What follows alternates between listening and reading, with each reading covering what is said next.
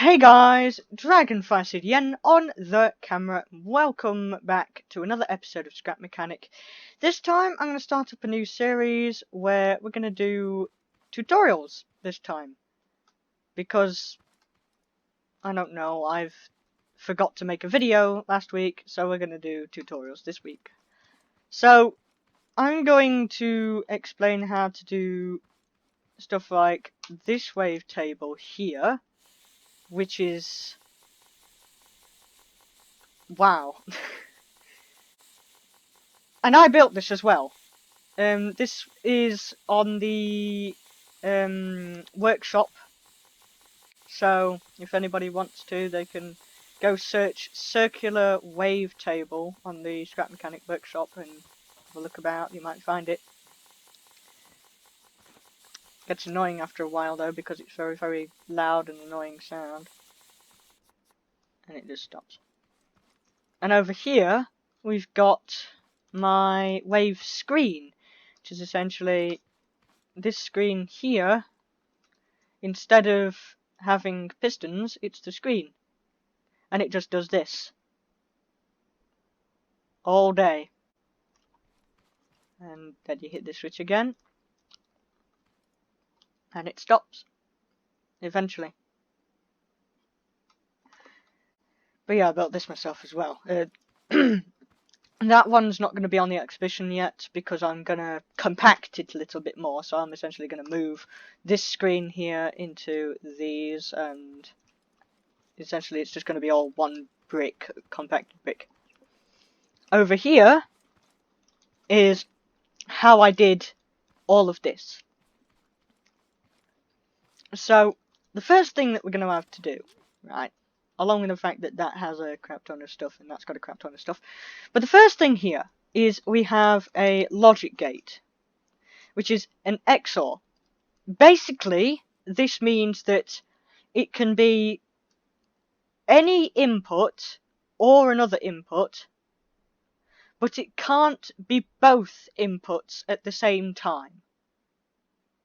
Now the switch is inputting into that, which is the XOR gate, and over here I have an AND gate, which means any of the switches can be on, but all of them sort of have to be active at once. And there's only really, there's two. There's the timer and there's the switch. The AND gate is connected to the XOR gate, so that creates a portion of the loop, and the XOR gate is connected to the timer, which is set to 2 seconds and half a second, or 100 ticks, and then the timer is connected to the AND gate, and the switch is connected to both gates, but not the timer. This means that when I hit the switch, a signal is sent to the XOR gate and the AND gate, activating both. Now, because the AND gate is okay with having a signal activated, it activates and sends a signal out to the XOR gate, which turns the XOR gate off. Now, the way this works, again, because I lost track of what I was doing, so AND gate goes into XOR gate. However, AND gate only functions when timer gives it a signal as well, because it needs both of its inputs to be active. So the switch is input number 1 and the timer is input number 2. The XOR gate turns the timer on, and then when the timer reaches full, it activates the AND gate and deactivates the XOR gate for a certain amount of time, and then the loop repeats.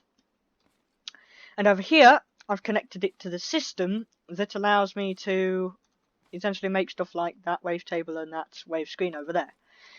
Essentially, the timers are set to something less than the main timer, and each timer is set to something, and they have to be set to the same amount as well. And each timer then inputs into a logic gate. Doesn't really matter, it can be an AND or an OR gate. but it can only be those two. I use an AND gate because that's the default setting, so it avoids you having to, you know, mess about. And essentially what happens is the connection of the timer goes into the gate, and the gate activates the piston / screen, which is also the gate. So in event of making a wave screen, you don't actually need anything else, you just put it into a gate. And the gate goes to the next timer in the sequence, and so on. So this in action is essentially the timer loads, the signal goes out, it pushes, the timer signal comes back, inverts, inverts again, inverts again, and so on.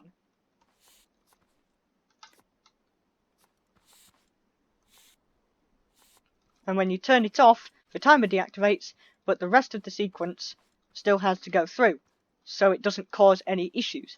However, if you click it like this, I've made it so that the system sort of breaks. I tested this before. That shouldn't happen, but okay. But anyways, even if you have it glitching out, just turn it off and this happens, and it just eventually stops. But that's sort of like a difficulty.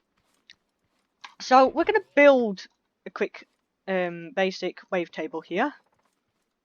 So we're going to need that, and we're going to need 1, 2, 3, 4, 5, 6, 7, 8, 9, 10 pistons for this example. I'm going to put blocks on top of each one. Now we're going to make sure that none of these blocks are connected, because if any of these blocks are connected, it won't work properly. Anyway, now what we do is we allocate a timer for each one.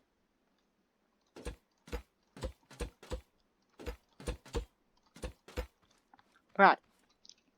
I'm going to set each timer to 1 second, because it's easy.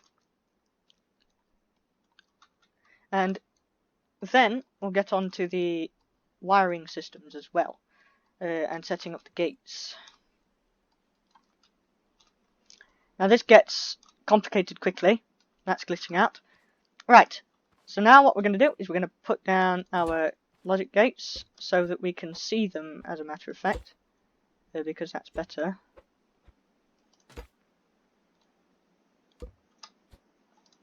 There we go. Essentially we're just going to have a load of AND gates there. And what we're going to do is we're going to slice this bit off, because we don't need that. I'm going to take it off as lift. Down here, we're going to quickly build the gate setup that powers the module. So we're going to have an XOR gate, an AND gate, and a timer set to 1 second and a half, 60 ticks. And then we're going to put a switch on that, and we're going to attach the AND gate and the XOR gate, and then we wire the timers, to the gates on top, which is a bit quickly done. Right, and then we connect the gates to the piston and the next timer in the sequence, and so on. Now this takes some time because you've got 2 connections for each one, but it's relatively fast.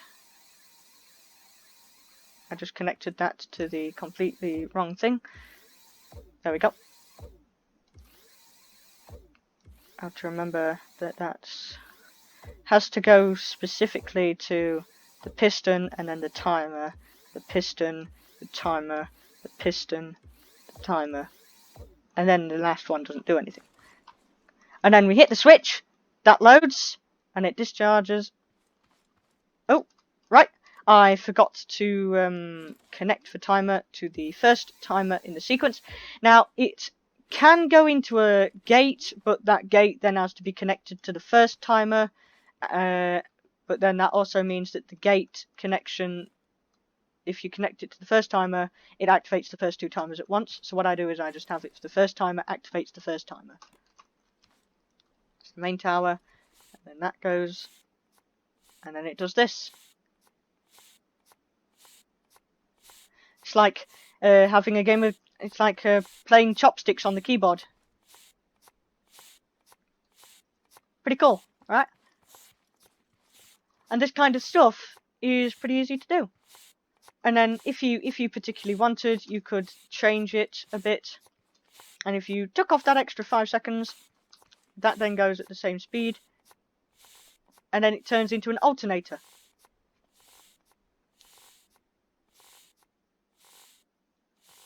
It essentially just does this. Which is slightly less satisfying. So we put it to that extra half a second, which then changes the circuit a little bit and gives these timers slightly more charge, so they wait a little bit, and then it just does this. And along with that, we have a wave screen going on at the bottom, telling us everything that's going on, which is also quite nice. So we have the wave screen happening at the same time, which is very, very nice. And in there, you can just see all the timers going off on the inside there. And then all we do is we just build a big outer shell for it. Nifty stuff. So this is a very, very easy thing to do. Very quick little tutorial here. Very little editing to do because I was being fast-paced and all that. But this is basically how it's done. And everything that I've explained here is in other tutorials as well, but I didn't realise there were other tutorials on YouTube. But there are other tutorials on here if you just search for like how to make a wave table. And this is, I could make like a mission or something with this.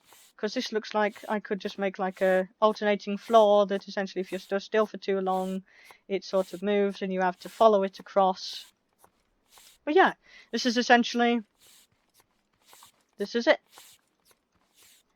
Anyways guys, I thank you all for watching this tutorial video of Scrap Mechanic on how to make a wave table.